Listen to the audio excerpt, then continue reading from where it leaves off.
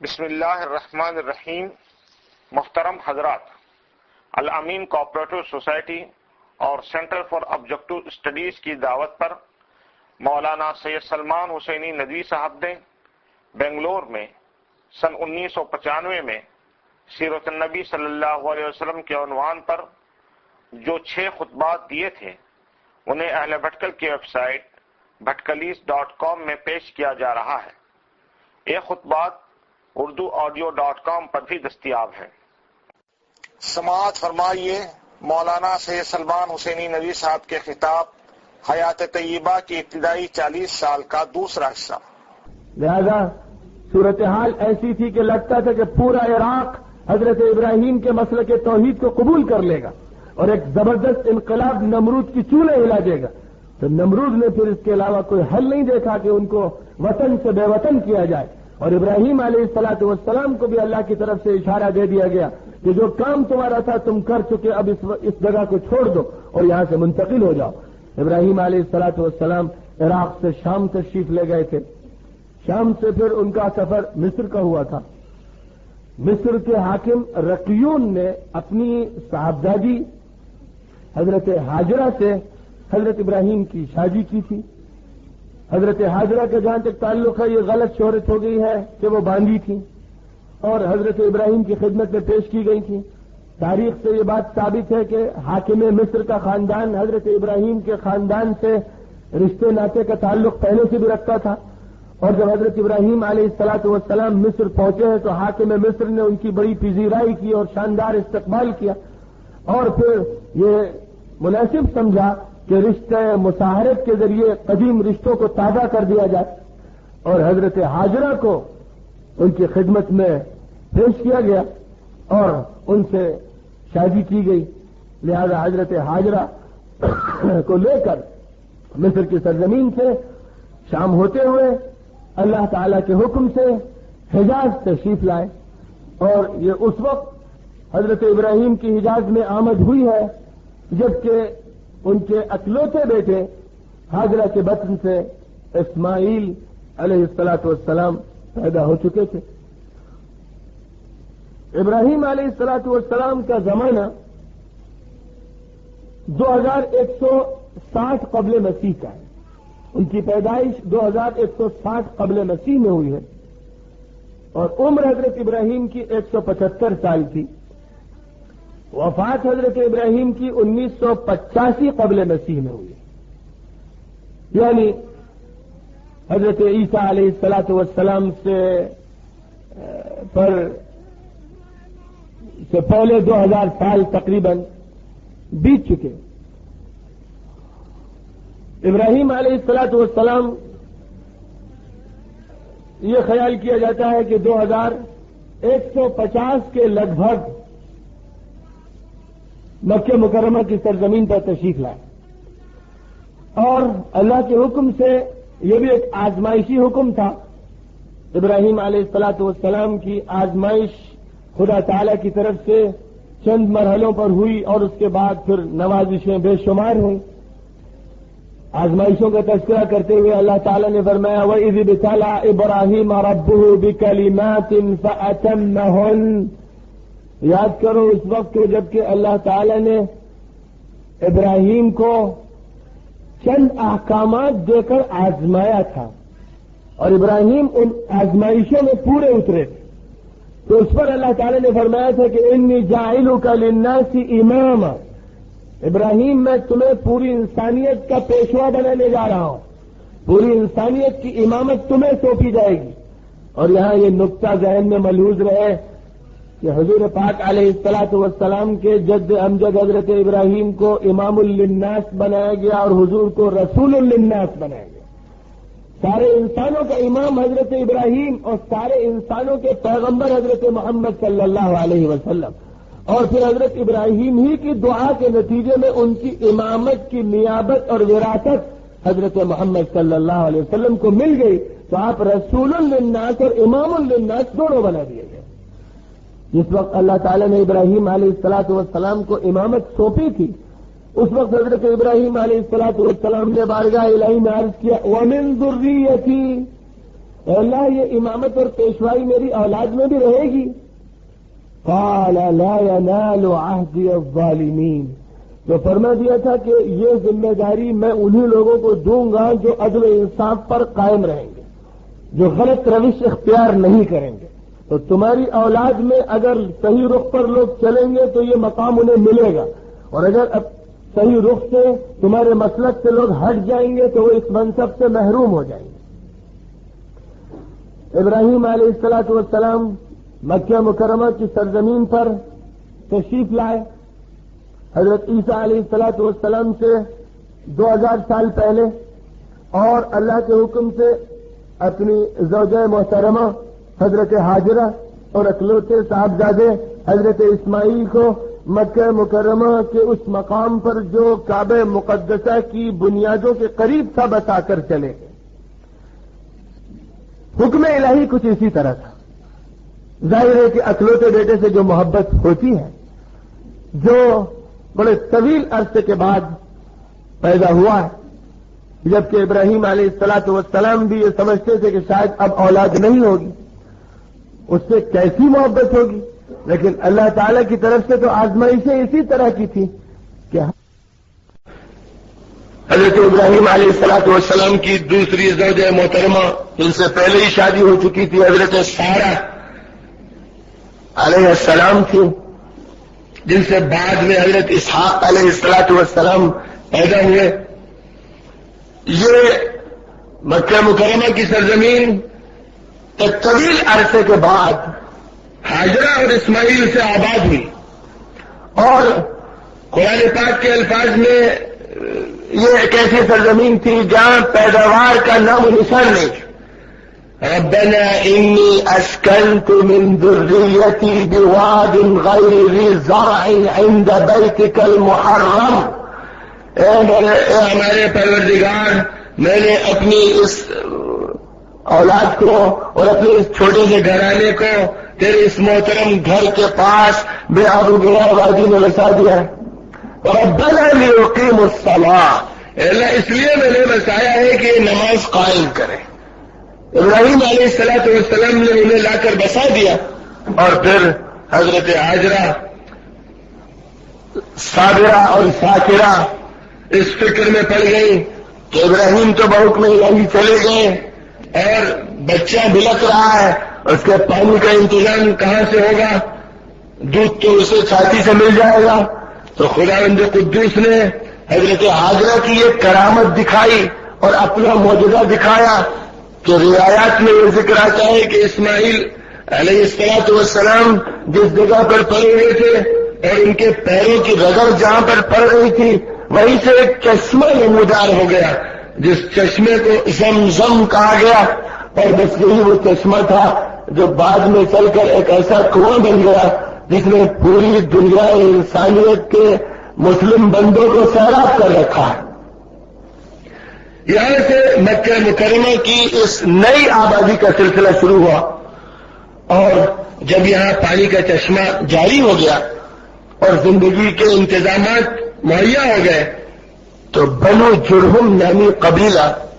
جو خانہ بدوش تھا، کہیں سے گزرا تھا، اس مقام پر آ گیا اور اس نے بھی یہاں پر بسنے کا ارادہ کر لیا۔ یہ خاندان اسی سرزمین مکہ پر اور کعبۃ اللہ کے پاس آ کر بس گیا۔ چھوٹا سا گھرانہ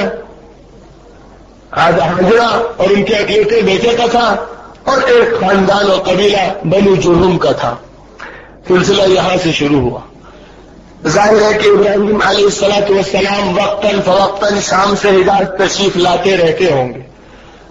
یہ بات قریب قیاس نہیں ہے کہ وہ چھوڑ کر چلے گئے تو اس کا مطلب یہ ہے کہ اب ان کو آنا ہی نہیں، وہ دیکھ ریکھ کے لیے آتے رہتے ہوں گے، اور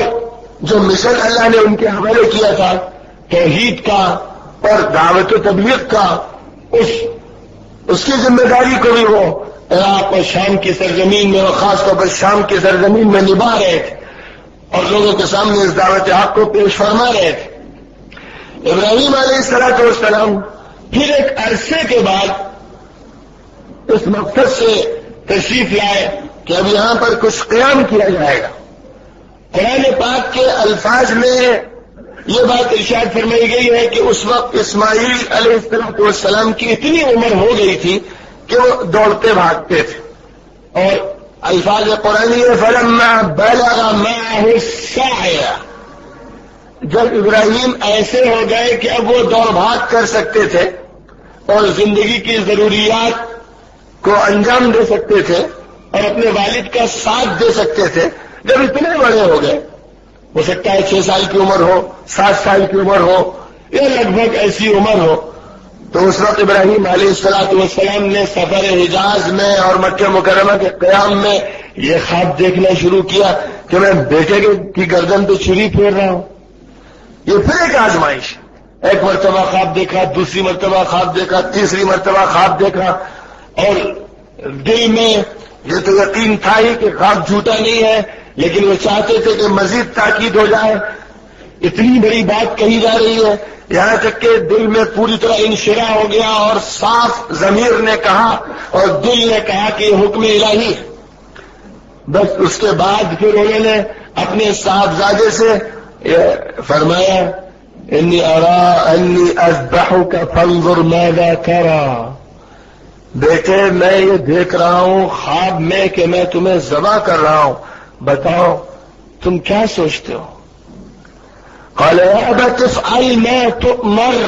ستجدني إن شاء الله من الصابرين، تو بیٹے نے عرض کیا کہ ابا جان جو حکم اللہ کی طرف سے دیا جائے اسے آپ پورا کیجیے، آپ مجھے صبر کرنے والا پائیں گے۔ فلما أسلم وتله للجبين وناديناه أن يا إبراهيم قد صدقت الرؤيا، جب دونوں ہی اللہ کے سامنے جھک گئے اور ابراہیم علیہ السلام نے اسماعیل کو ماتھے کے بل لٹایا کہ بیٹے کا چہرہ دیکھ کر کہیں ایسا نہ ہو کہ میں تھرا جاؤں اور کانپ جاؤں اور شفقت پدری غالب آ جائے، بیٹے کو الٹا لٹا کر چھری رکھنا چاہیے تھی ہی کہ وَفَدَيْنَاهُ بِذِبْحٍ عَظِيمٍ، اللہ نے فرمایا کہ ابراہیم تم نے خواب سچ کر دکھایا، اسماعیل کو ذبح کرنے کا حکم دینا مقصود نہیں تھا، مقصود تو تمہارے نفس میں جو باقی علائق دنیا اور حب شفقت پدری باقی رہ گئی ہے اسے بھی ختم کر کے بس فنا فی اللہ بنانا مقصود تھا، وہ سب پورا ہو گیا، تم نے خواب سچ کر دکھایا،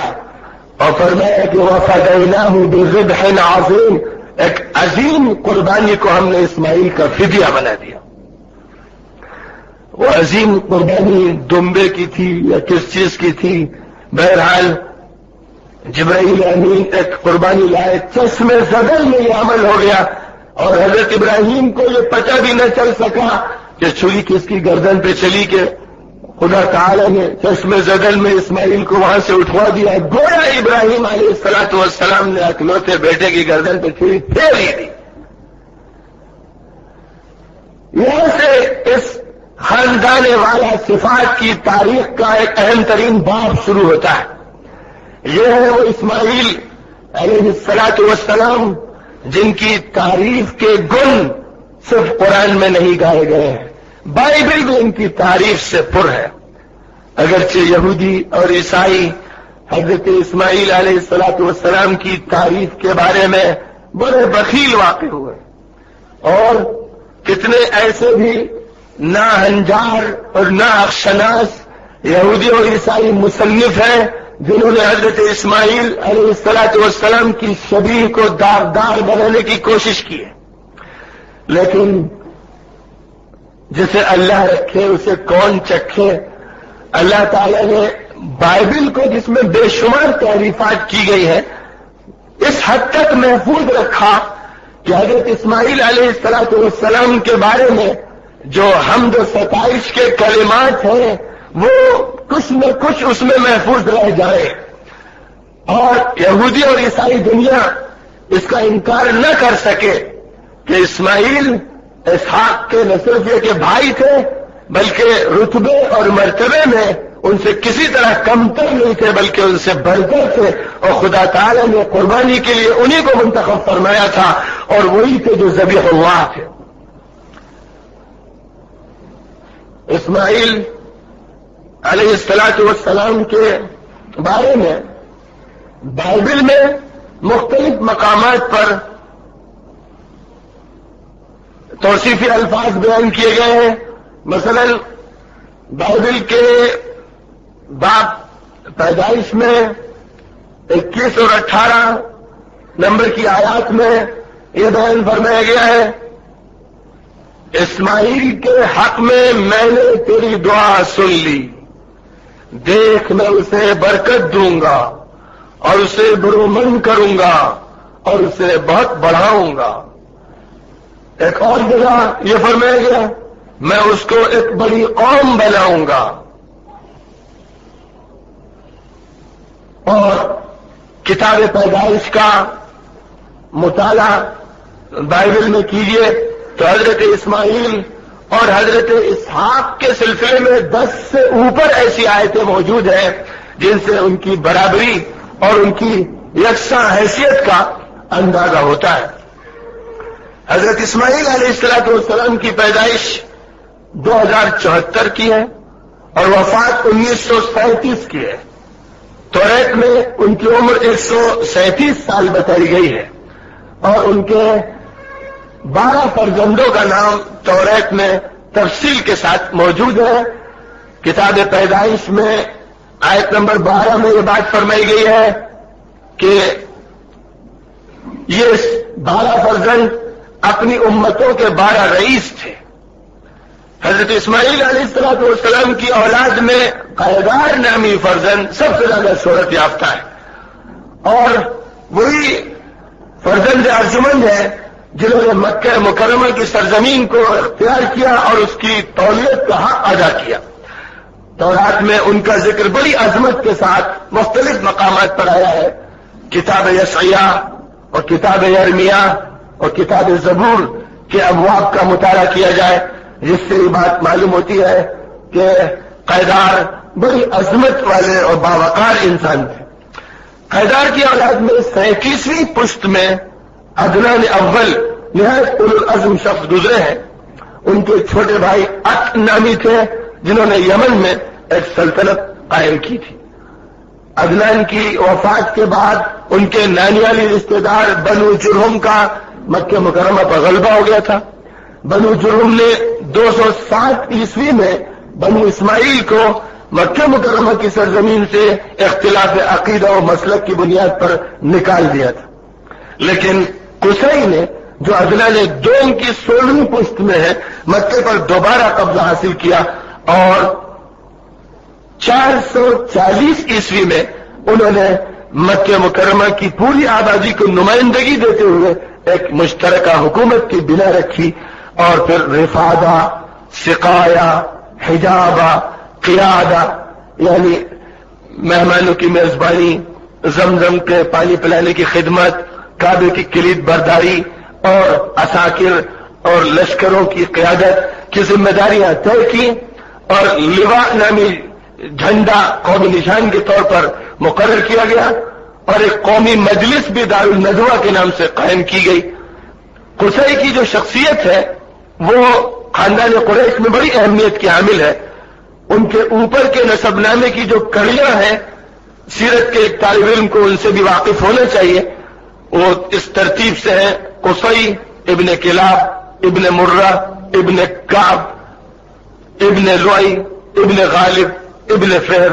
ابن مالک ابن النضر ابن کنانہ ابن خزیمہ ابن مدرکہ ابن الیاس ابن مزر ابن نزار ابن معد ابن عدنان.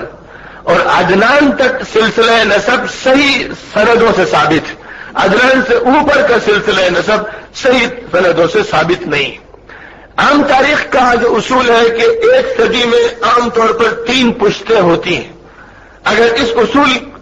کے اعتبار سے ان کڑیوں کو تلاش کیا جائے تو یہ کہا جا سکتا ہے کہ حضرت اسماعیل سے قصی تک 70-75 پشتیں ہونی چاہیے.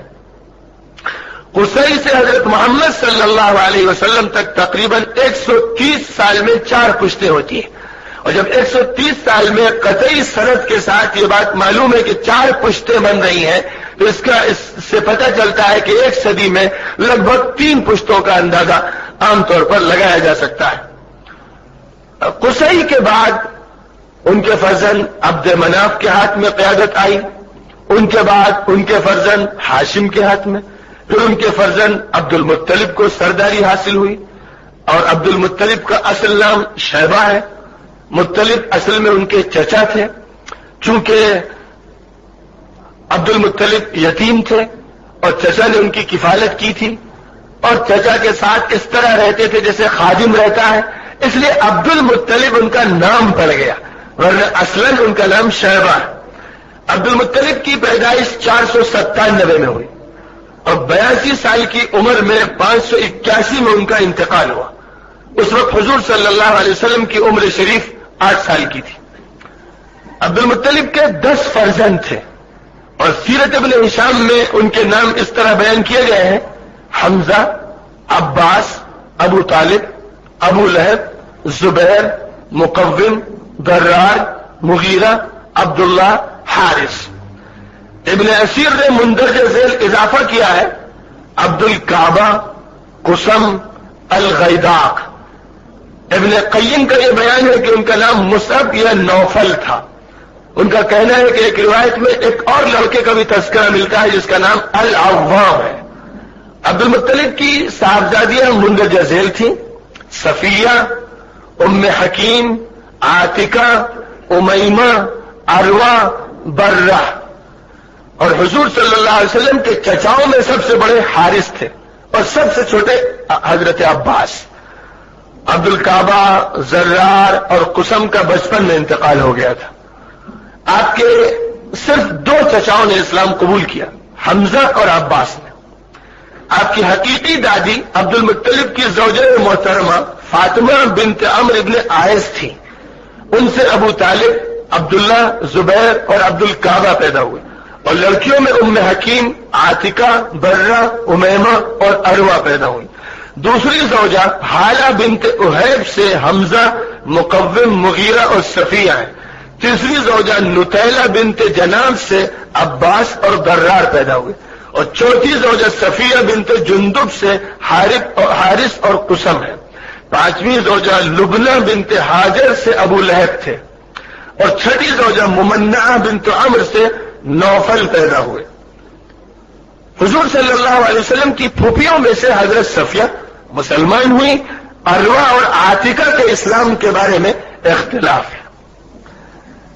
حضور پاک علیہ الصلوۃ والسلام کے والد محترم حضرت عبداللہ غالباً 546 میں پیدا ہوئے تھے۔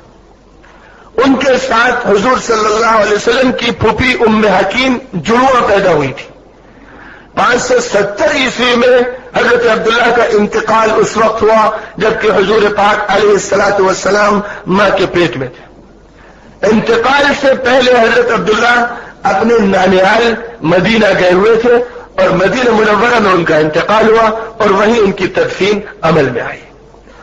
حضور اکرم صلی اللہ علیہ وسلم کی والدہ ماجدہ کا نام آمنہ ہے۔ ان کا نسب نامہ اس طرح ہے: آمنہ بنت وہب ابن عبد مناف ابن زہرہ ابن کلاب ابن مرہ۔ تو کلاب ابن مرہ حضرت عبداللہ کے اوپر 5ویں پشت میں آتے ہیں اور حضرت آمنہ سے اوپر 4تھی پشت میں، اور اس طرح کلاب اور عبداللہ کے درمیان 4 واسطے ہیں، اور آمنہ اور کلاب کے درمیان 3 واسطے ہیں۔ دونوں کا نسب کلاب ابن مرہ پر جا کر مل جاتا ہے۔ حضرت عبداللہ کی شادی حضرت آمنہ سے 570 میں ہوئی، اور پھر حضرت محمد مصطفیٰ صلی اللہ علیہ وسلم کی پیدائش 20 اپریل 571 بروز دوشنبہ مطابق 9 ربیع الاول 1 عام الفیل میں ہوئی، واقع فیل کے 55 دن کے بعد۔ طبری اور ابن خلدون اور ابن کثیر جیسے محقق مورخین نے 10 تاریخ لکھی ہے، لیکن دوشنبے کا دن 9 تاریخ کو پڑتا ہے۔ تاریخ الدول العرب والاسلام کے مصنف محمد طلب حرب نے 9 تاریخ ہی لکھی ہے۔ مولانا شبلی نے بھی 9 تاریخ کو ترجیح دی ہے، اور مولانا سلیمان منصور پوری نے بھی کتاب رحمت للعالمین میں 9 تاریخ کو ترجیح دی ہے۔ محمود احمد فلکی جو مصر کے بڑے ماہر حیاتدان ہیں، ان کی تحقیق بھی ہے کہ دوشنبے کو 9 تاریخ تھی، اور اس پر تمام مورخین اور اصحاب سیر کا اتفاق ہے کہ حضور صلی اللہ علیہ وسلم کی پیدائش دوشنبے کے دن ہوئی، اور دوشنبے کا دن 9 تاریخ کو پڑتا ہے. لہذا یہ جو لوگوں میں شہرت ہو گئی ہے کہ حضور پاک علیہ الصلوۃ والسلام 12 ربیع الاول کو پیدا ہوئے، یہ غیر محققانہ بات ہے، یہ عوامی شہرت یافتہ بات ہے. اگرچہ عوام میں ایک عجیب بات اس کے ساتھ ساتھ مشہور ہے کہ 12 وفات کا لفظ بولتے ہیں، 12 وفات کا لفظ بولتے ہیں اور پیدائش مناتے ہیں، یعنی جلسہ میلاد کا کرتے ہیں اور زبان سے کہتے ہیں 12 وفات. تو اس میں کوئی شک و شبہ نہیں کہ حضور پاک علیہ الصلوۃ والسلام کی وفات 12 ربیع الاول کو ہوئی، یہ تو متفقہ مسئلہ ہے. لیکن پیدائش کے بارے میں ترجیح اس کو ہے کہ 9 ربیع الاول کو آپ کی پیدائش ہوئی. اس لیے ایک اصلاح اس سے یہ ملتی ہے کہ 12 ربیع الاول کو بحیثیت یوم میلاد کے نہیں منانا چاہیے، بلکہ بحیثیت یوم وفات کے منانا چاہیے. اور جب یوم وفات کی حیثیت سے منایا جائے گا تو پھر اس موقع پر چراغاں کرنا اور خوشیاں کرنا یہ موقع کی مناسبت سے تعلق نہیں رکھتا ہے. پیدائش کے بعد دادا عبد المطلب اس نوزائیدہ بچے کو کعبہ مقدسہ میں دعا و برکت کے لیے لے گئے اور 7ویں دن حضور پاک علیہ الصلوۃ والسلام کا عقیقہ ہوا. قریش کے لوگوں کو دعوت دی گئی اور جب عبد المطلب سے لوگوں نے پوچھا کیا نام رکھا تو کہنے لگے میں نے محمد نام رکھا ہے. تو لوگوں نے کہا کہ محمد کیوں رکھا ہے، تو بالکل نیا نام ہے، اس طرح کا نام تو سنا ہی نہیں گیا. تو ان کا یہ کہنا تھا کہ میں نے اس لیے یہ نام رکھا ہے کہ اس کی خوب تعریف کی جائے، ہر جگہ اس کی تعریف کے گن گائے جائیں. حضور پاک علیہ الصلوۃ والسلام پیدا ہوئے، ماں کا دودھ پیا. 2-3 دن کے بعد ابو لہب کی باندی سویبہ نے دودھ پلانا شروع کیا اور انہوں نے اس سے پیشتر حضرت حمزہ کو بھی دودھ پلایا تھا اور ابو سلمہ کو بھی اور اپنے بیٹے مسروح کو بھی. اس لیے حضرت حمزہ حضور کے رضائی بھائی ہیں اور حضرت ابو سلمہ بھی حضور کے رضائی بھائی ہوئے اور مسروح بھی حضور کے رضائی بھائی ہوئے. پھر شرفاء مکہ کا یہ دستور تھا کہ اپنے بچوں کو رضاعت کے لیے کسی گاؤں میں بھیجتے تھے، اس لیے کہ گاؤں کی فضا اور آب و ہوا اچھی سمجھی جاتی تھی اور واقعتاً اچھی ہوتی تھی. اور اللہ کا کرنا کہ حلیمہ سعدیہ ان خواتین میں تھیں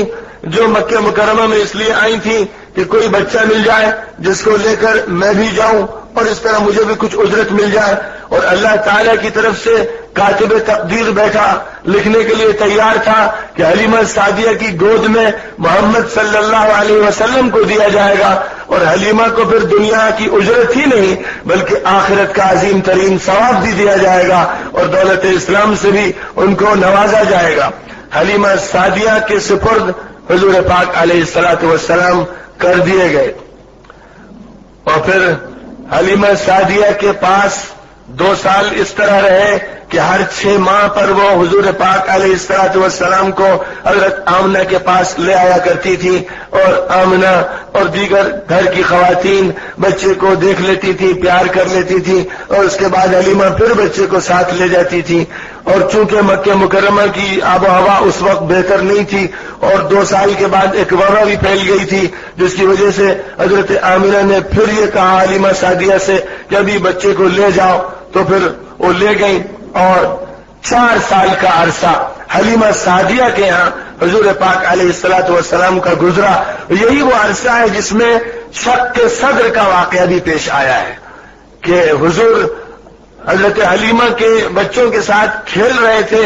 کہ اچانک ان بچوں نے دیکھا کہ 2 آدمی سفید اجلے کپڑے پہنے ہوئے آئے اور انہوں نے محمد صلی اللہ علیہ وسلم کو پکڑا. وہ بچے گھبرا کے گھر بھاگے اور اس کے بعد بس انہوں نے جا کر تو ماں سے یہ کہانی سنائی کہ 2 آدمی نے محمد کو پکڑ لیا ہے اور ماں اور باپ حارث بھاگے ہوئے آئے. اتنے میں سارا کام ہو چکا تھا. شق صدر کیا گیا، دل کو نکالا گیا اور اس کو صاف کیا گیا، یعنی روحانی طور پر اس کی صفائی ہوئی اور ایک نور خاص اس میں ڈال دیا گیا جس کا علم اور جس کی حقیقت اللہ ہی جانتا ہے. ہماری اس دنیا سے وہ چیز ماورا ہے اور عقل کہاں ابھی بہت سی باتوں کا ادراک کر سکی ہے کہ عالم غیب اور عالم بالا کی باتوں کا ادراک کر لے. شق صدر کا واقعہ پیش آیا، اور یہ واقعہ اس لیے پیش آیا کہ قلب سے علائق دنیا کو اور گناہ کے جذبات کو نکال کے پھینک دیا جائے، تاکہ معصوم شخصیت بچپن ہی سے پرورش پانا شروع کرے اور معصومانہ مزاج اور معصومانہ تربیت کے ساتھ آپ کا اٹھان ہو۔ حضور پاک علیہ الصلوۃ والسلام جب 4 سال کے ہو گئے تھے تو باقاعدہ اپنی والدہ کے پاس رہنے لگے۔ کچھ مدت کے بعد حضرت آمینہ اپنے شوہر عبداللہ کے قبر کی زیارت اور خاندان کے لوگوں سے ملنے ملانے کے لیے مدینہ منورہ گئیں۔ وہاں چند روز قیام رہا، واپسی ہو رہی تھی، ساتھ میں ام ایمن بھی تھی جو حضور کی دایا تھی، اور واپسی جب ہو رہی تھی تو ابوا کے مقام پر جو مدینہ منورہ سے چند کلومیٹر کے فاصلے پر ایک بستی تھی، ان کی طبیعت خراب ہوئی اور وہیں ان کا انتقال ہو گیا، اور ابوا ہی میں حضرت آمنہ کی قبر موجود ہے۔ ام ایمن حضور صلی اللہ علیہ وسلم کو مکہ مکرمہ لے کر آئیں، اور اب دادا کی کفالت میں حضور نے رہنا شروع کیا۔ 2 ہی سال گزرے تھے کہ ان کا بھی انتقال ہو گیا، اور چونکہ ان کی اولاد میں اس وقت سب سے زیادہ عظمت اور وقار ابو طالب کو حاصل تھا، اور ابو طالب حضرت عبداللہ کے سگے بھائی تھے اور حضور صلی اللہ علیہ وسلم سے بے انتہا محبت کرتے تھے۔ جب دادا زندہ تھے تب بھی بہت محبت کرتے تھے، اور دادا کا جب انتقال ہو گیا اور دادا کی وصیت کے مطابق ابو طالب پر ذمہ داری کفالت کی پڑی، تو شفقت جدی اور شفقت پدری دونوں ہی ان کے اندر موزن ہو گئی، اور ابو طالب نے پھر واقعہ یہ ہے کہ محبت کا اور حمایت کا حق ادا کر دیا۔ حضور پاک علیہ الصلوۃ والسلام کی عمر 12 سال کی ہوئی تھی کہ ابو طالب اپنے ساتھ شام کے ایک سفر میں لے گئے، اور شام کے سفر میں جب جانا ہوا تو بصرہ کا علاقہ جو اس اعتبار سے بڑی اہمیت کا حامل تھا کہ غسانی حکومت جو نیم خود مختار حکومت تھی اور رومن امپائر کے ماتحتی میں وہ حکومت چل رہی تھی، اس حکومت کے کیپٹل بصرہ میں قیام کیا گیا۔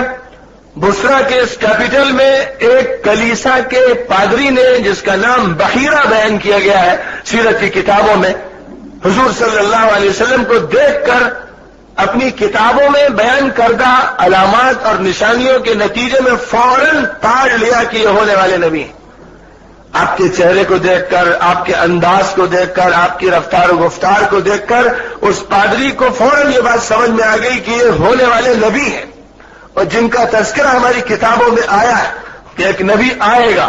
اور حضرت عیسیٰ علیہ الصلوۃ والسلام نے یہ بشارت دے دی تھی جس کا تذکرہ قرآن پاک میں موجود ہے، وَإِذْ قَالَ عِيسَى ابْنُ مَرْيَمَ يَا بَنِي إِسْرَائِيلَ إِنِّي رَسُولُ اللَّهِ إِلَيْكُمْ مُصَدِّقًا لِمَا بَيْنَ يَدَيَّ مِنَ التَّوْرَاةِ وَمُبَشِّرًا بِرَسُولٍ يَأْتِي مِن بَعْدِي اسْمُهُ أَحْمَدُ، میں خوشخبری دے رہا ہوں ایک ایسے پیغمبر کی جو میرے بعد آئے گا جس کا نام احمد ہوگا، اور وہ احمد سریانی زبان میں منحمنہ کہلاتا تھا، یونانی زبان میں پیریکلٹس کہلاتا ہے، جس پیریکلٹس کو پیراکلیٹ بنا دیا گیا، اور اس کا ترجمہ پھر نجات دہندہ اور تسلی دہندہ کر کے عیسائی دنیا لوگوں کو فریب میں مبتلا کیے ہوئے ہے۔ حالانکہ یوحنا کی انجیل میں، گاسپل آف دی جان میں جو پیشین گوئی کی گئی ہے اس میں صحیح لفظ، جیسے کہ مسلمان مورخین اور سیرت نگاروں نے بھی، خاص طور پہ جن کو عبرانی زبان اور سریانی زبان پر عبور حاصل رہا ہے، انہوں نے بھی اس بات کو بتحقیق ثابت کر دیا ہے کہ پیریکلٹس کا وہی ترجمہ ہے جو احمد کا ہے۔ دونوں لفظوں میں معنی کے اعتبار سے کوئی فرق نہیں ہے۔ ڈیوڈ بنجامین نے، جو ایک زمانے میں آذربائیجان میں بہت بڑے پریسٹ رہے تھے، انہوں نے بھی اپنے مقالات میں اس بات کو مدلل طریقے پر ثابت کیا ہے کہ پیریکلٹس اصل لفظ ہے اور اس کا ترجمہ ٹھیک احمد ہے، بالکل صحیح ترجمہ اس کا احمد ہے۔ قرآن پاک میں لفظ احمد اس مقام پر جو منتخب کیا گیا، لفظ محمد نہیں لایا گیا، لفظ حامد نہیں لایا گیا۔ بہت سے الفاظ تھے جو حضور کے لیے وصفی طور پر استعمال کیے جا سکتے تھے، لیکن ان تمام الفاظ میں سے احمد کا انتخاب کیا گیا، اس لیے کہ گاسپل آف دی جان میں لفظ یہی موجود ہے۔ اور اس طرح ایک پیشین گوئی حضور پاک علیہ الصلوۃ والسلام کے بارے میں آج بھی محفوظ ہے. کچھ اور بھی پیشین گوئیاں ہیں، جو شخص ان کا مطالعہ کرنا چاہے مولانا رحمت اللہ کیرانوی کی کتاب اظہار حق کا مطالعہ کر لے تو اس کے سامنے حقائق واشگاف طریقے پر آ جائیں گے. اس مقام پر جب حضور پاک علیہ الصلوۃ والسلام کا پہنچنا ہوا تو ابو طالب سے بحیرہ پادری نے یہ کہا کہ ابو طالب، اس بچے میں آثار نبوت دیکھ رہا ہوں، آپ اس کو لے کر شام کے علاقے میں مت جائیے، مجھے ڈر ہے کہ اگر یہودی دیکھ لیں گے تو گزن پہنچائیں گے، اس لیے آپ ان کو لے کر واپس چلے جائیں. وہ عیسائی مخلص تھا اور حضرت عیسیٰ علیہ الصلوۃ والسلام پر سچا ایمان رکھنے والا ہے. ابو طالب محمد صلی اللہ علیہ وسلم کو لے کر واپس تشریف لے آئے. یہ آپ کی زندگی کا ایک اہم واقعہ ہے جس سے آپ کے بیرونی اسفار کا سلسلہ شروع ہوا اور جزیرۃ العرب سے باہر جانے کا آپ کو پہلی مرتبہ موقع ملا ہے. اس کے بعد آپ کو اس کی فکر تھی کہ میں چچا کا ہاتھ بٹاؤں اور میں بھی کچھ کماؤں. تو حضور پاک علیہ الصلوۃ والسلام کا خود بیان ہے کہ میں نے بکریاں چرا کر اجرت حاصل کی اور اس طرح میں گھر میں ایک ایسا فرد بن گیا کہ میں گھر کی مدد کر سکوں اور ابو طالب کی کفالت میں ہاتھ بٹا سکوں. سیرت رسول صلی اللہ علیہ وسلم ہم سب کے لیے حجت اور نمونہ ہے اور اس سیرت کے ہر گوشے سے ہمیں مستفید ہونا ہے. قبل از نبوت کی سیرت بھی ہمارے لیے مثال راہ ہے اور اس میں ایک سبق یہ ملتا ہے کہ مسلمان نوجوان کو بیکار نہیں رہنا چاہیے، اپنی حلال کمائی کی فکر میں لگنا چاہیے، جیسے کہ ان کے نبی حضرت محمد مصطفیٰ صلی اللہ علیہ وسلم نے حلال کمائی کی فکر فرمائی. اور اس کے بعد پھر آپ نے محسوس کیا کہ تجارت کا پیشہ سب سے بہتر رہے گا. تجارت شروع کی اور تجارت میں بھی ایکسپورٹ امپورٹ کا کام شروع کیا. اس زمانے میں مکہ مکرمہ سے شام اور یمن کا سفر بہت کثرت سے لوگ کیا کرتے تھے. سورہ قریش میں ان دونوں سفروں کا تذکرہ فرمایا گیا ہے. لإیلاف قریش ایلافہم رحلۃ الشتاء والصیف. قریش بہت خوگر ہیں، وہ سردی اور گرمی کے سفروں کے بہت عادی ہیں. مراد اس سے گرمی کا وہ سفر ہے جو شام کے علاقے کی طرف وہ کیا کرتے تھے اور جاڑے کا وہ سفر ہے جو یمن کے علاقے کی طرف کیا کرتے تھے. اکثر یہ اسفار تجارتی ہوتے تھے، کبھی کبھی سیاحتی بھی ہوتے تھے. حضور صلی اللہ علیہ وسلم نے تجارتی سفر فرمانے شروع کیے اور آپ نے خود بعد از نبوت یہ بیان فرمایا کہ میں جرس کے علاقے بھی گیا ہوں 2 مرتبہ جو یمن میں پڑتا تھا، اور بحرین کے علاقے بھی فرمایا کہ میں خوب جا چکا ہوں اور وہاں کی گلیوں سے سڑکوں سے واقف ہوں. جب سن 9 ہجری میں عبد القیس قبیلے کا ایک وفد یہ بحرین سے حضور صلی اللہ علیہ وسلم کی خدمت میں آیا تھا تو آپ نے ان سے پوچھا کہ بھائی فلاں محلہ کیسا ہے، فلاں سڑک کیسی ہے، اور یہ فرمایا کہ میں وہ علاقہ خوب دیکھے ہوا ہوں. تو اس طرح بہت سے علاقے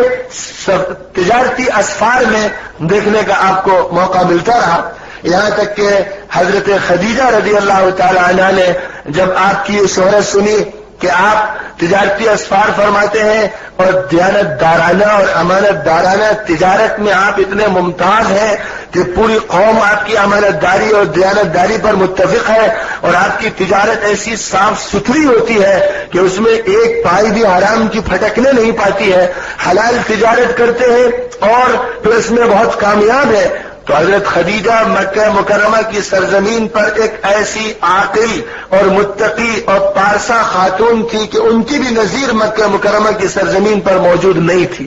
اور اللہ تعالیٰ نے ان کی تجارت میں بڑی برکت دی تھی اور ان کی تجارت بھی خالصتاً حلال پر مشتمل تھی اور دیانتداری اور صداقت شعاری ان کا وصف امتیازی تھا. تو انہوں نے حضور صلی اللہ علیہ وسلم سے یہ کہلوایا کہ میں چاہتی ہوں کہ آپ میرا مال لے کر بھی شام تشریف لے جائیں.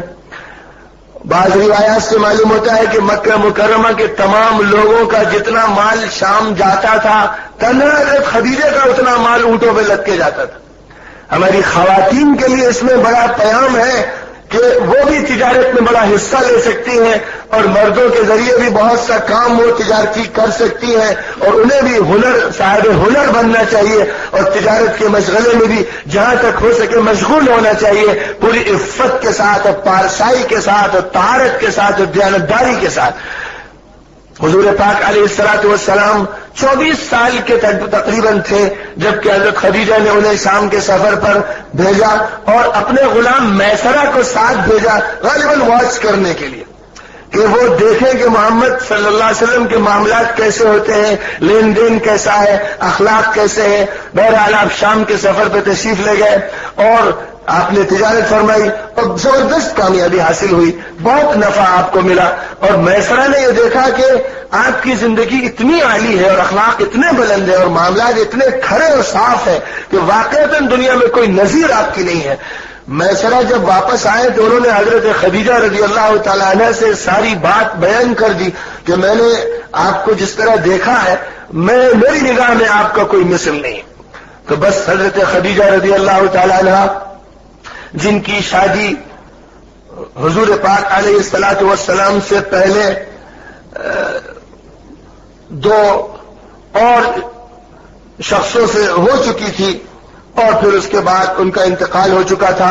اور ان سے اولاد بھی ان کو اللہ تعالی نے نصیب فرمائی تھی، پھر وہ بیوہ تھی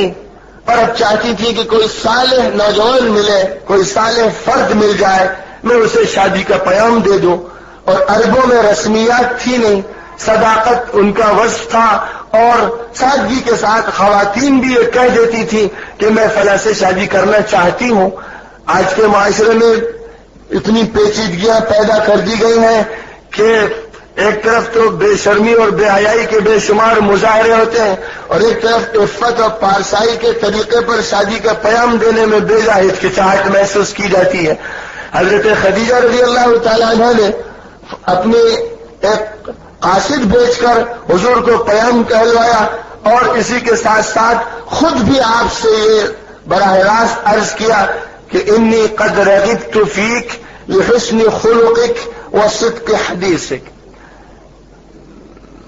میں یہ چاہتی ہوں کہ آپ سے میرا رشتہ ہو، میں آپ کے حسن اخلاق اور آپ کی صدق گفتاری سے بہت متاثر ہوئی ہوں۔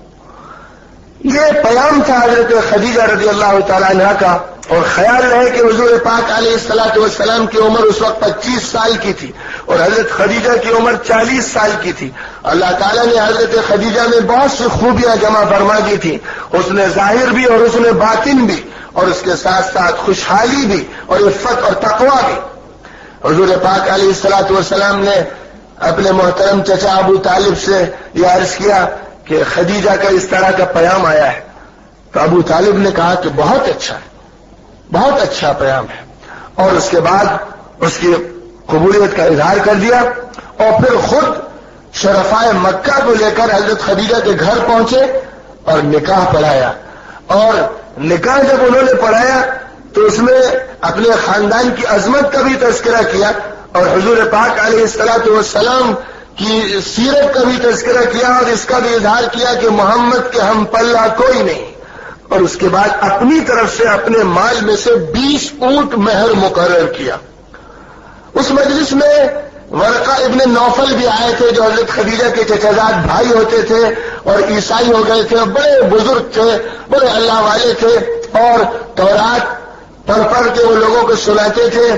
عبرانی زبان سے سریانی زبان سے واقف تھے، عربی زبان ان کی مادری زبان تھی۔ انہوں نے بھی پھر اس کے بعد خطبے کے الفاظ ادا کیے، اس رشتے پر اپنی مسرت کا اظہار کیا اور 400 مسقال مہر کا تذکرہ کیا۔ مہر کے بارے میں ایک یہ روایت ہے اور ایک 500 درہم کی بھی روایت ہے، مختلف روایات آئی ہیں اور ممکن ہے ان میں سے کوئی ایک قطعی روایت ہو جس کو بنیاد بنایا گیا ہو۔ حضور پاک علیہ الصلوۃ والسلام سے پہلے جیسا کہ عرض کیا گیا حضرت خدیجہ کا نکاح ابو حالہ ابن زرارہ تمیمی سے ہوا تھا، ان سے ہند ابن ابی حالہ اور زینب بنت ابی حالہ پیدا ہوئے تھے۔ دوسرا نکاح عتیق ابن عائز مخزومی سے ہوا تھا، ان سے 2 اولادیں ہوئی تھی، ایک عبداللہ ابن عتیق اور ایک صاحبزادی تھی۔ اور پھر حضور پاک علیہ الصلوۃ والسلام سے جب شادی ہوئی تو حضرت خدیجہ ہی سے حضور کے سارے صاحبزادے اور ساری صاحبزادیاں پیدا ہوئی سوائے ایک صاحبزادے کے جو حضرت ابراہیم نامی ہے اور ماریا قبطیہ کے بطن سے پیدا ہوئے تھے۔ سب سے پہلے حضرت زینب پیدا ہوئی تھی، پھر حضرت قاسم ہوئے۔ حضرت قاسم اتنے بڑے ہو گئے تھے کہ سواری پر بھی چڑھا کرتے تھے، پھر ان کا انتقال ہو گیا۔ پھر حضرت رقیہ، حضرت ام کلثوم اور حضرت فاطمہ تینوں صاحبزادیاں ہوئی۔ یہ سارے صاحبزادے اور صاحبزادیاں نبوت سے پہلے ہوئے۔ صرف ایک حضرت عبداللہ تھے جو نبوت کے بعد پیدا ہوئے اور ان کا لقب طیب اور طاہر بھی ہے۔ مکہ مکرمہ کی سرزمین پر اس عہد میں جو واقعات پیش آئے ان میں ایک واقعہ حرب الفجار کے نام سے یاد کیا جاتا ہے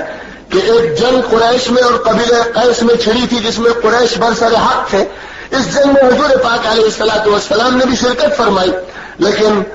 مورخین کا بیان ہے کہ حضور نے اپنے ہاتھ سے کسی کو نہیں مارا، اپنا ہاتھ کسی پر نہیں اٹھایا، جنگ میں شریک ہوئے مجبوراً، اور اس بنیاد پر کہ یہ جنگ دو قبیلوں میں ہو رہی ہے اور ہمارا قبیلہ برسر حق ہے، لیکن اللہ کو آپ سے جو کام لینا تھا، انسانیت پر شفقت تھا، اس شفقت نے آپ کے ہاتھ کو روکے رکھا اور کسی انسان پر وہ ہاتھ نہ اٹھا۔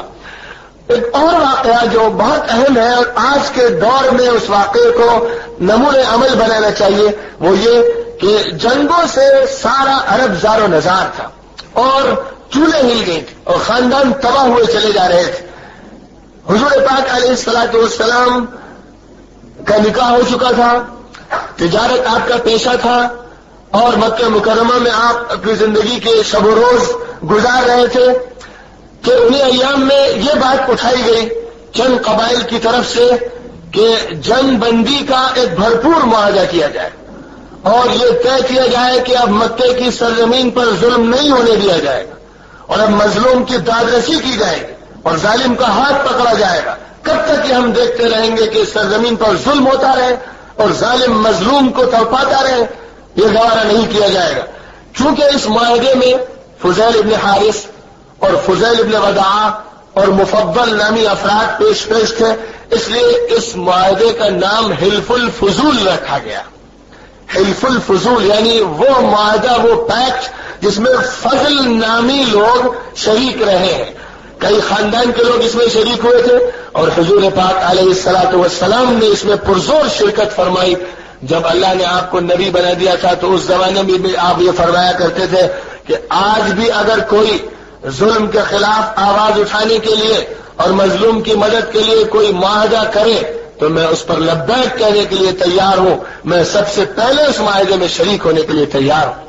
موجودہ سسکتی ہوئی انسانیت کے لیے حلف الفضول میں ایک بڑا پیام ہے کہ اگر مسلم اور غیر مسلم اس بات پر اکٹھا ہو کہ کسی ظالم کو ظلم نہیں کرنے دیا جائے گا اور کسی مظلوم کو بے کسی کے عالم میں نہیں چھوڑا جائے گا، اس کی امداد کی جائے گی، تو پھر اس کے لیے جس طرح حضور پاک علیہ الصلوۃ والسلام نے اپنی تیاری کا اظہار فرمایا، آج کے بھی مسلمانوں کو یہ چاہیے کہ وہ ہر ایسے پیکٹ اور معاہدے اور ہر ایسی دعوت پر لبیک کہے جو ظلم کے خلاف آواز اٹھانے، ایکشن لینے اور عمل کرنے کے لیے جو معاہدہ کیا جائے، جو فیصلہ کیا جائے۔ حضور پاک علیہ الصلوۃ والسلام کی عمر شریف جب 35 سال کی ہو گئی تھی تو ایک اہم واقعہ پیش آیا مکے کی سرزمین پر جس نے حضور کی عظمت کو چار چاند لگا دیے، اور وہ واقعہ یہ پیش آیا کہ کعبہ مقدسہ کی عمارت بار بار بارش کے سیلاب سے متاثر ہو رہی تھی، شگاف اس کی دیواروں میں پڑ چکے تھے، چھت بھی ڈھہنے کے قریب تھی۔ مکے والوں نے یہ طے کیا کہ اثر نو اس کی تعمیر کی جائے، تعمیر کے لیے اس کی عمارت کو ڈھایا گیا، اور اسی زمانے میں جدے کے ساحل پر ایک بڑا جہاز ٹوٹ کے پڑا ہوا تھا، اس کی لکڑیاں خرید لی گئی، باقوم نامی مستری کو کام کے لیے طے کیا گیا اور کعبہ مقدسہ کی تعمیر کا سلسلہ شروع ہوا۔ جب حجر اسود کے اپنے خاص مقام پر نصب کرنے کی بات آئی تو اس شرف سے کون محروم رہتا؟ ہر قبیلہ اس موضوع پر آگے بڑھنے لگا کہ ہم یہ پتھر رکھیں گے، اور بات بڑھتے بڑھتے نوبت یہاں تک پہنچی کہ تلواریں میان سے نکلنے لگی اور یہ خطرہ تھا کہ یہ اتفاق جنگ و جدل میں تبدیل ہو جائے گا۔ اس وقت ایک رائے یہ سامنے آئی کہ آپس میں جنگ و جدل بند کیا جائے اور یہ طے کیا جائے کہ کل مسجد حرام میں جو شخص سب سے پہلے داخل ہوگا بس اسی کو یہ موقع دیا جائے گا۔ اللہ کا کرنا کہ سحر کے وقت لوگوں کی نگاہوں نے بعد میں آنے کے بعد یہ دیکھا کہ محمد صلی اللہ علیہ وسلم سب سے پہلے کعبہ مقدسہ کے پاس موجود ہے۔ گویا کہ عربوں کا دل بھی یہ کہہ رہا تھا کہ جو سحر خیز ہو اور جو شب بیدار ہو وہی اس کا مستحق ہے کہ وہ اتنا اہم فریضہ انجام دے، اور اللہ تعالیٰ نے اس کے لیے اپنے نبی کا انتخاب فرمایا۔ حضور پاک علیہ الصلوۃ والسلام کو دیکھتے ہی چاروں طرف سے شور مچ گیا، الامین الصادق رضینا، یہ تو امین ہے، یہ تو صادق ہے، اللہ نے ان کو یہ شرف عطا فرمایا، ہم سب اس پر راضی ہیں، اب کوئی اختلاف نہیں۔ اور حضور پاک علیہ الصلوۃ والسلام جن کا کام یہ تھا کہ آگے چل کر آپ کو ملتوں کو جوڑنا تھا اور انسانیت کی کشتی کو پار کرنا تھا، آپ نے بھی تنہا یہ شرف لے نہیں لیا بلکہ آپ نے ایک چادر منگوائی اور اس چادر میں حجر اسود اٹھا کے رکھا، اور پھر یہ فرمایا کہ جو قبیلے کے نمائندہ ہیں وہ چادر کے کونے پکڑ لیں اور لے کر اس پتھر کو چلے۔ جب کعبہ مقدسہ کی دیوار کے پاس لوگ اس پتھر کو لے کر پہنچے تو حضور اکرم صلی اللہ علیہ وسلم نے اس پتھر کو اٹھا کر اپنے دست مبارک سے نصب فرما دیا، اور اس طرح ایک بڑی خطرناک جنگ جس کے بادل منڈلانے لگے تھے فروغ کر دی گئی۔ یہ واقعہ سن 35 کا ہے، گویا آپ کی پیدائش سے اگر سن شمار کیا جائے تو پیدائش کے سن 35 کا ہے۔ بس اس کے بعد کا جو دور ہے وہ اب نبوت کی تمہید کا دور ہے۔ آپ کی طبیعت دھیرے دھیرے بے چین ہوتی چلی جا رہی تھی، اور آپ مکہ مکرمہ کے مشرکانہ اور جاہلی ماحول سے اس قدر دل گرفتہ تھے اور پریشان خاطر تھے کہ آپ کو مجمع اچھے نہیں لگتے تھے، اور دھیرے دھیرے نوبت اس کی آنے لگی کہ کھانا کم ہوتا چلا گیا، نیند اڑتی چلی گئی اور طبیعت بے کل رہنے لگی۔ یا اللہ کیا ہوگا؟ اس معاشرے میں شراب پی جا رہی ہے، جوا کھیلا جا رہا ہے، عورتیں مظلوم ہو رہی ہیں، اس معاشرے میں کوئی اللہ کو یاد کرنے والا نہیں ہے، اور توحید سے دور اور شرک میں ملوث ہوتا چلا جا رہا ہے۔ یا اللہ نور کی کوئی کرن نظر آ جائے، اے اللہ کو ہدایت عطا فرما دے۔ اس بے چینی میں آپ کا یہ حال تھا کہ کبھی کسی سے ملتے تھے اور جا کر اپنے خیالات کا اظہار کرتے تھے، اور کبھی کسی سے ملتے تھے۔ اسی سلسلے میں حنفاء اور موحدین میں ایک شخصیت جن کا نام زید ابن عمرو ابن نفیل ہے، مکہ مکرمہ کی سرزمین پر چند جگلو تھے، ورقہ ابن نفیل اور زید ابن عمرو ابن نفیل وغیرہ ایسے حضرات تھے کہ جو توحید کی بات کہتے تھے اور شام میں بعض پادریوں سے مل کر آئے تھے اور صحیح مذہب کی تلقین کرتے تھے، لیکن ان میں انقلابی صلاحیت نہیں تھی، وہ کوئی بہت بڑا پیغام نہیں دے سکتے، وہ خود بے چین رہتے تھے۔ زید ابن عمرو عراق گئے، شام گئے، بڑے بڑے کلیساؤں میں ان کا رہنا ہوا، پادریوں سے ملاقاتیں ہوئی۔ اخیر میں ایک مسیحی پادری نے ان سے یہ کہا تھا کہ زید، مکے کی سرزمین میں ایک بہت بڑا نبی برپا ہونے والا ہے، تم وہیں جاؤ اور وہیں انتظار کرو۔ حضور پاک علیہ الصلوۃ والسلام 35 سال سے اوپر ہو چکے تھے۔ زید ابن عمرو ابن نفیل سے آپ نے ملاقات کی، اپنی بے چینی کا اظہار کرتے ہوئے کہا کہ زید کچھ تو کیجئے، حالات سے کچھ پنجہ آزمائی کیجئے، دیکھیے کیا ہو رہا ہے۔ تو زید کہنے لگے کہ میں تو تھک ہار گیا ہوں، میں نے بڑی کوشش کی لیکن بات کچھ چلتی نہیں ہے، اور میں شام میں تھا، وہاں ایک پادری نے مجھ سے یہ کہا کہ ایک نبی یہاں برپا ہوگا، اب تو بس میں اسی انتظار میں بیٹھا ہوا ہوں۔ حضور پاک علیہ الصلوۃ والسلام کی طبیعت کی بے قراری بڑھتی چلی گئی، یہاں تک کہ آپ نے ہیرا پہاڑ کے ایک غار کو منتخب فرمایا جس کی چوٹی اتنی بلند ہے کہ 1 گھنٹہ چڑھتے چڑھتے لگ جاتا ہے، اور اس کا دہانہ کعبہ مقدسہ کے رخ پہ کھلا ہوا ہے۔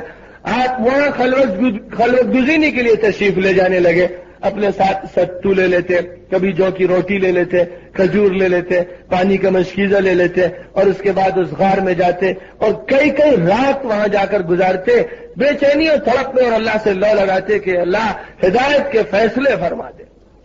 آپ اللہ کی بندگی کا جس طرح ممکن ہوتا اظہار کرتے۔ یہ ایام ہیں کہ جن میں آپ نے خواب بھی دیکھنا شروع کیے، اور ہر خواب سچا ہوتا تھا، جیسا کہ حضرت عائشہ صدیقہ رضی اللہ تعالی عنہ کی اس حدیث میں بیان کیا گیا ہے، جس کو حضرت امام بخاری رحمۃ اللہ علیہ نے صحیح بخاری کے پہلے ہی صفحے پر نقل کیا ہے کہ حضور صلی اللہ علیہ وسلم غار حرا میں تشریف لے جایا کرتے تھے، اور اس سے پہلے 6 ماہ سے آپ خواب دیکھ رہے تھے، اور ہر خواب دیکھتے تھے تو صبح کے سپیدے کی طرح اس کی حقیقت نمودار ہو جایا کرتی تھی، وہ سچا خواب آپ کے سامنے نمایاں ہو جایا کرتا تھا۔ یہ کیفیت تھی، اور اسی کے ساتھ ساتھ آپ نے یہ بھی دیکھنا شروع کیا کہ ایک نور سا ہے جو چمکتا ہے،